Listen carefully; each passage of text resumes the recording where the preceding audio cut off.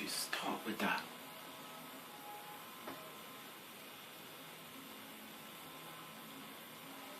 Well, to get me warmed up into what I would be speaking about, I would go over what happened earlier with one or two pictures, where with one where I'm with an orb, you can see it's on my right side, over there. That picture is what happened from when I saw a backflash, running towards police, which somehow affects me in the present day, which clearly shows that I was alive in the future and died at some point, or time travel back into the past, which the whole thing sounds a bit crazy, but it would also be linked into what I would also be speaking about. In the picture I'm also leaning to the right, which is connected to my mixtape cover and also what I'm thinking about at the time as they turned me over on my back. What I'll be speaking about is something that I've done at a future event which I choose not to do again, which I trained really hard for. I would say I put at least 3 months training into it. I don't know how we'd go over it, so I'll go straight into what happened on the night. As soon as I got there, with whatever equipment I needed to get the job done, I asked one guy that was with me, that I didn't know, if he would like to make a lot of money, and if he would also like to do something revolutionary, to record what I'm about to do. The guy said yeah, he agreed to it. I also offered him firecrackers to throw for me at the time. What happened was I saw one officer. I walked towards the officer and he was away from other officers. He was by himself, but he went too far from other officers. So what I did was I walked up to him and I barged into him with my right shoulder as hard as I can. After this I started to walk away from him at a quick pace, in which he followed me. I curved at a certain angle to put him so he'll be on my strong side instead of my weak side. I gave him my weak side, but really it was an opening for my strong side. He followed me, and he, at the time being, as he was following me, he was saying excuse me. He wasn't telling me to stop or anything. He was saying excuse me. At this time what's going on in my head is I thought this was a really good, nice guy. So I did eventually stop, which he did put his hand on me. As I stopped, he was about to say something. My memory's a bit foggy on it, because it's somewhere in my it's in my memory, but it's not as clear as I would like it to be. He stopped me and he asked me what did I do that for. I looked over at another group of people and said it was one of them, and I stared over at them at the same time, waiting for him to look over to them. It took a while for him to do this, but the people he looked over at, which I clearly knew myself, was nowhere near us for it to be them. So before he could look back, I hyperextended his left knee. This forced him to hold onto it with both his hands as he leans back. I tried to step round him. The disclaimer for the rest of this video is what I'll be talking about would be not for the faint-hearted. It's bloody and gory a bit, and I would like to say it's a story. So as I hyperextend his left knee,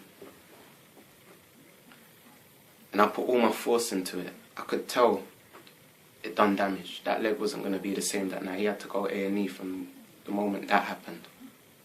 He held on to it, but he was still standing, and he was jolting back. I tried to step around him to get behind him, because what I was looking for was a clean kill. As I stepped to the side, he turned to the side. I had my arms down at the time being, and I just pulled out a knife and lunged it into his throat, somewhere around here. As I lunged it in, I twisted it and took it out. After that, I gave him a push kick, which made him fall all the way back. Surprisingly, he actually chose to lay on his back and not on his side. After that, I looked down at him, and I realized the kill wasn't as clean as I would have liked it to have been. And I felt sorry for him because I realised it wasn't a bad person. And when I looked at the other people, I was actually hoping he would have walked away from me. So as I'm looking down at him, I realise I'm going to have to help put him out of his misery. Which is strange because I actually apologised to him for what I did to him at the time being as well. So I chose to put my right foot on his throat and slowly push in. As I'm pushing in on his throat, I said to him, "Sorry brother, I'll be draining you shortly." He started smiling and closed his eyes at the same time. Didn't take too long for him to pass out or die. I don't know.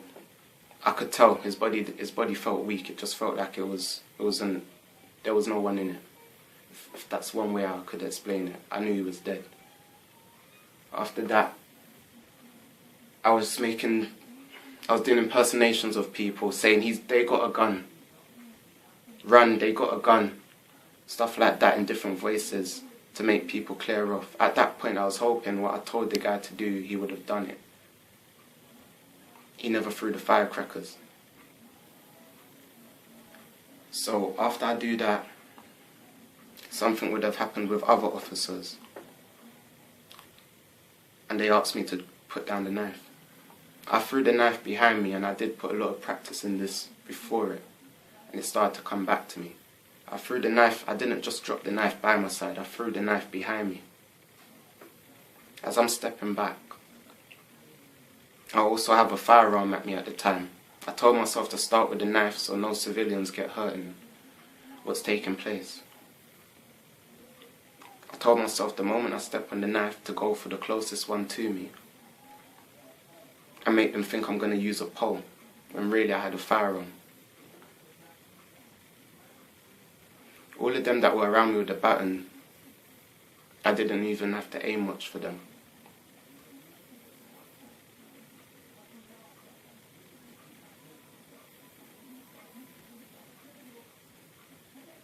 I'm not too sure what happened at the rest of the night because that hasn't come back to me. But what I do know is after what happened that night, when I passed, me and that guy seemed to be talking in the afterlife. And he told me a few things which was strange because as I was stepping on his throat and he started smiling and closed his eyes, I thought he was happy at the time, thinking I would soon die. It was only when I'm speaking with him in the afterlife, he mentions to me, "What you told me as you was killing me put my mind at peace." And after I passed, I chose to follow you to see what you was doing. And he also actually complimented me and congratulated me on how well I'd done that night. He said I felt like I was watching something out of an action movie.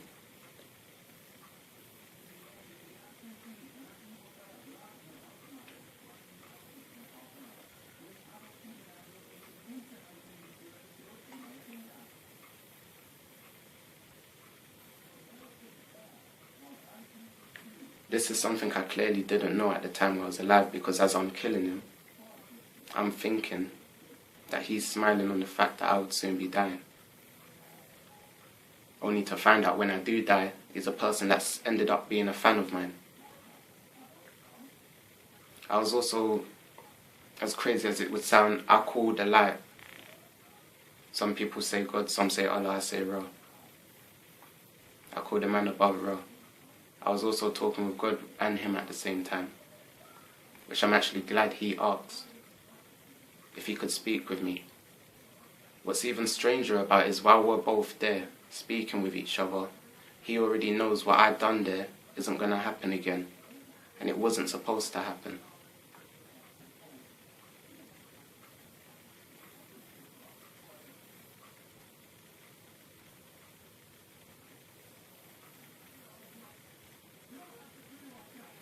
Going over it, stepping on his throat, what helped take my mind off of it was I was thinking about the blood I was getting on my trainers to help make it easier as I pushed in.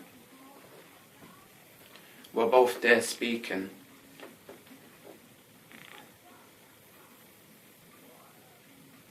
So he congratulates me on it, and also the light lets me know aware He says, I'm proud of you for what you done that night.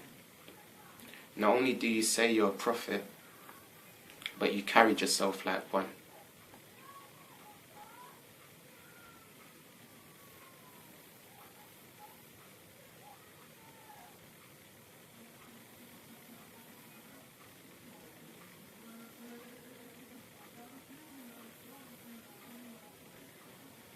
What the guy was telling me at the time when we was both with the light was, he said to me, you should tell people who you are and what you're doing. I would fight for you.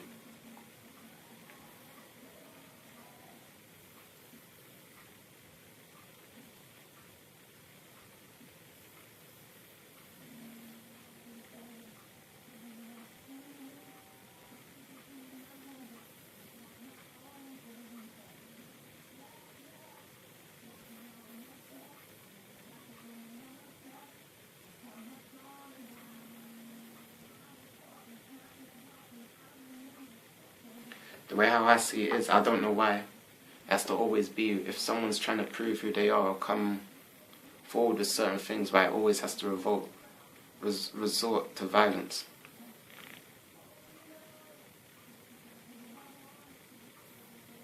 But I took that as an honour to hear a person that I killed in such a way. He did let me know he had a wife and she was pregnant as well.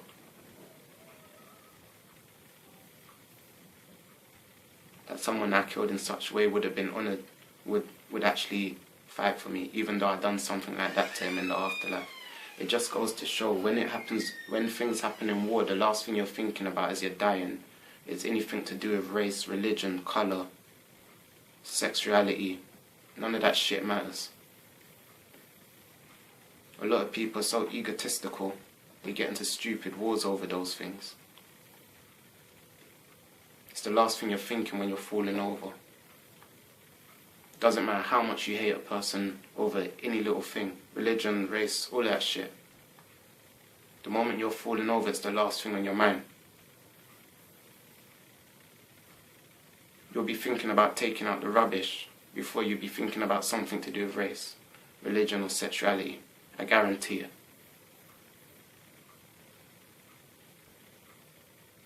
Thank you.